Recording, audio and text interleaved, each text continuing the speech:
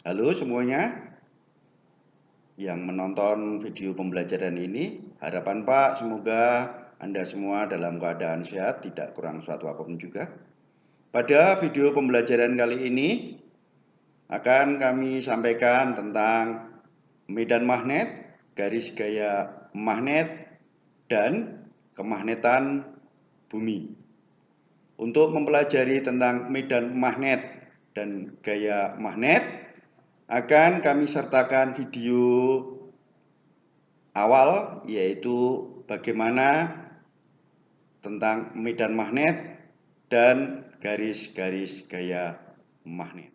Lebih dahulu pastinya kita mempersiapkan alat dan bahan. Nah, alat-alat dan bahan di sini adalah magnet, kemudian kompas kecil-kecil, kemudian serbuk besi, dan ini kompas serta kertas. Untuk mempermudah Anda belajar tentang medan magnet, maka Pak siapkan di sini magnet batang. Demikian juga kompas dan kompas kecil-kecil. Untuk mengamatinya kita lihat supaya Anda mudah mengamatinya. Kita letakkan magnet di dekat sebuah kompas. Kita lihat kalau kita rubah kutubnya,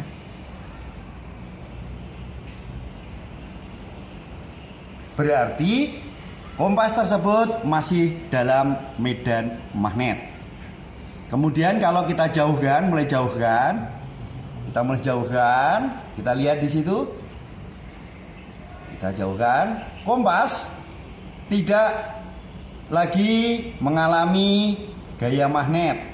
Berarti kompas tersebut sudah berada di luar jangkauan. Atau dengan mempergunakan kompas kecil-kecil, kita amati di sebelahnya. Kalau kita letakkan magnet dekat dengan kompas kecil-kecil, kompas tersebut akan terpengaruh. Kita lihat. Dan semakin jauh, Anda lihat situ semakin jauh, yang paling jauh ternyata tidak mengalami gerakan. Berarti kompas ini sudah di luar medan magnet. Jadi kita bisa simpulkan sini bahwa medan magnet adalah daerah atau ruangan di mana di dalamnya terdapat sebuah magnet dan ruangan tersebut masih mengalami sifat kemagnetan dari magnet yang ada di dalamnya. Dan untuk mempelajari tentang garis gaya magnet, kita mempergunakan kompas kecil-kecil yang disusun seperti ini untuk memperlihatkan. Kemudian kita letakkan magnet batang di dalamnya. Seperti ini. Kalau kita amati seolah-olah yang merah, Anda lihat yang merah. Ini justru menjauhi. Nah, ini nanti Anda lihat sebagai arah garis gayanya. Berarti bentuknya seolah-olah nanti kalau kita lihat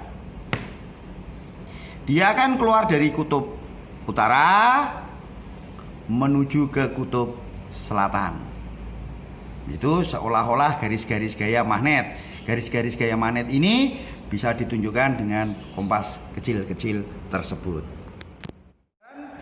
Untuk melihat garis-garis gaya magnetiknya, kita mempergunakan magnet batang, magnet U atau tapal kuda.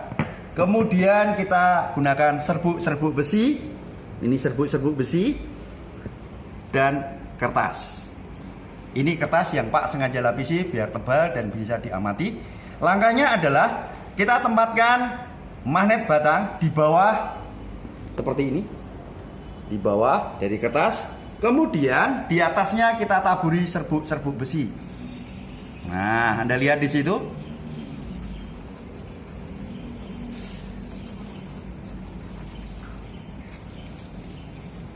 Akan terbentuk suatu pola.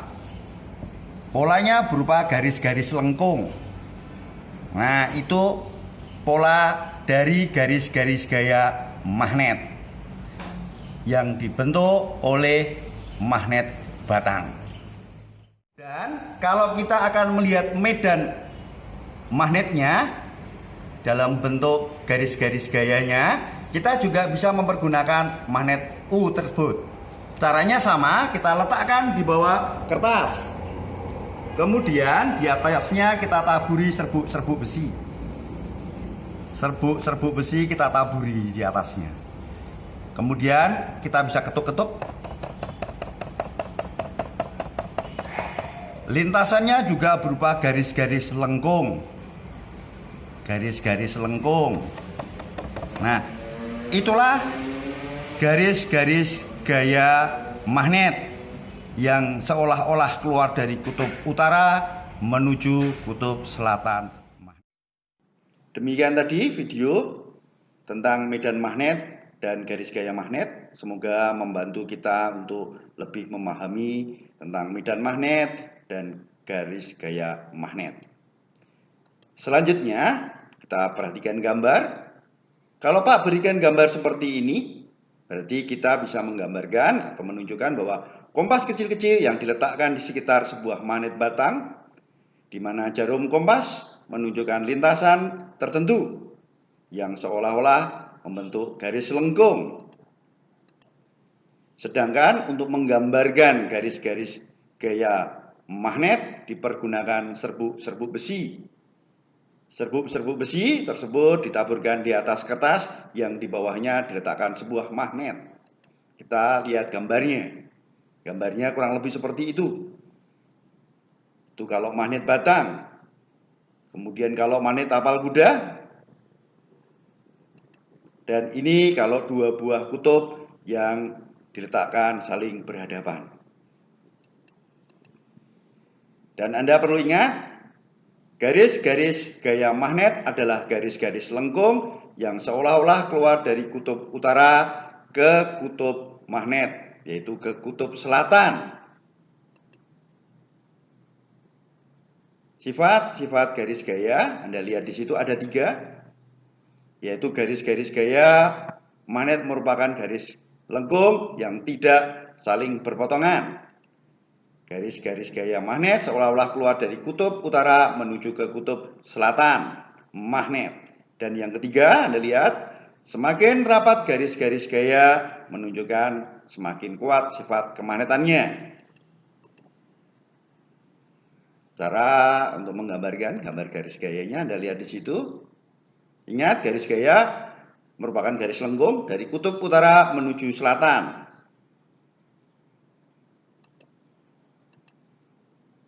Itu kalau dua buah magnet dengan kutub tak senama. Berikutnya, jika kutubnya senama, Pak tampilkan gambarnya. Kemudian kita lihat arah medan magnet digambarkan atau dipresentasikan dengan panah pada garisnya. Lihat gambar garisnya yang mengarah dari utara menuju selatan, atau hanya pakai kutubnya saja. Dan Anda harus tahu arah garis gaya keluar dari utara ke selatan. Sekarang kita bicara tentang kuat magnet atau kuat medan magnetnya. Medan magnet adalah besaran vektor sehingga dapat dilihat dari 2 aspek untuk pengukurnya, yaitu besar dan arahnya. Nah, gaya yang bekerja pada suatu titik di dalam medan magnet disebut kuat medan magnet. Besar kuat medan magnet sebanding dengan kekuatan magnetnya berbanding terbalik dengan kuadrat jaraknya. Maka nanti secara matematika dapat dirumuskan H sama dengan K M per R kuadrat. Keterangannya Anda lihat di situ bahwa H itu kuat medan magnet. Satuannya kita sering gunakan Tesla. Kemudian M adalah kuat magnet yang dipergunakan. R adalah jarak dari suatu titik ke kutub magnet. Dan K adalah nilai ketetapan atau konstanta atau bilangan pengali. Yang kita pelajari masih di udara bebas, nilainya 1. Sekarang kita lihat contoh soalnya. Nah, Anda lihat di situ. Suatu titik terletak 50 cm dari kutub selatan. Sebuah magnet batang dengan kekuatan 2 Weber. Tentukanlah besarnya kuat medan magnet pada titik tersebut. Nah, kita lihat, langsung kita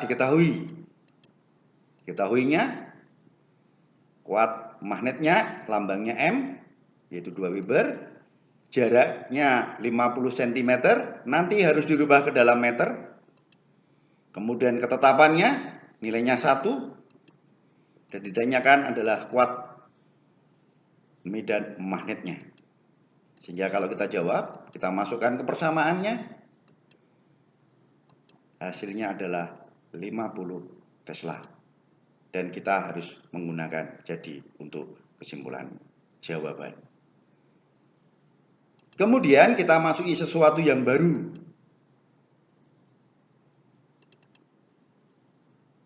yaitu kemagnetan bumi. Anda lihat gambarnya di situ. Bumi yang kita tempati memiliki sifat kemagnetan. Ini ditunjukkan adanya jarum kompas yang selalu menunjukkan arah utara dan arah selatan geografi. Anda lihat di situ. Teori kemagnetan bumi menyatakan bahwa bumi dapat dianggap sebagai sebuah magnet yang besar dengan kutub-kutub magnetnya terletak di dekat kutub-kutub bumi. Letak kutub utara dari magnet berada di sekitar kutub selatan bumi, sedangkan letak kutub selatan magnet berada dekat dengan kutub utara bumi. Anda lihat gambarnya. Di kutub utara dari bumi kita tempati ini digambarkan terletak sebuah magnet besar, yaitu kutub selatan. Sedangkan di selatan kutub bumi terdapat kutub utara magnet bumi. Kemudian kita bicara tentang sudut deklinasi. Anda lihat di situ penggambarannya.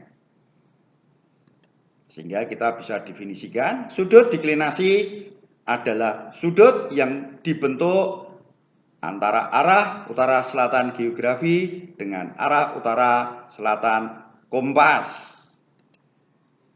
Adanya penyimpangan jarum kompas tersebut dikarenakan kutub magnet bumi tidak berada di kutub bumi atau kutub geografi. Nah, sudut inklinasi Anda lihat gambarnya, penggambarannya dulu, lihat di situ. Nah, sudut inklinasi adalah sudut yang dibentuk oleh medan magnet atau medan magnetik di sembarang titik dengan arah horizontal permukaan bumi. Anda bisa baca sendiri di situ. Dan perlu diingat, untuk mengukur besarnya sudut inklinasi dipergunakan alat namanya inklinator atau lingkaran inklinasi. Dan untuk selanjutnya, Anda perlu ingat bahwa penyimpangan jarum kompas dengan arah horizon atau mendatar diakibatkan garis-garis gaya magnet, tentunya magnet bumi, tidak sejajar dengan permukaan bumi. Kemudian Pak juga tampilkan seorang tokoh, William Gilbert. Ini adalah seseorang yang mengemukakan teori kemagnetan bumi untuk pertama kalinya. Oke, sekian dulu. Harapan Pak selalu sehat. Dan kita nanti akan ketemu ke materi berikutnya, yaitu medan magnet di sekitar kawat berarus.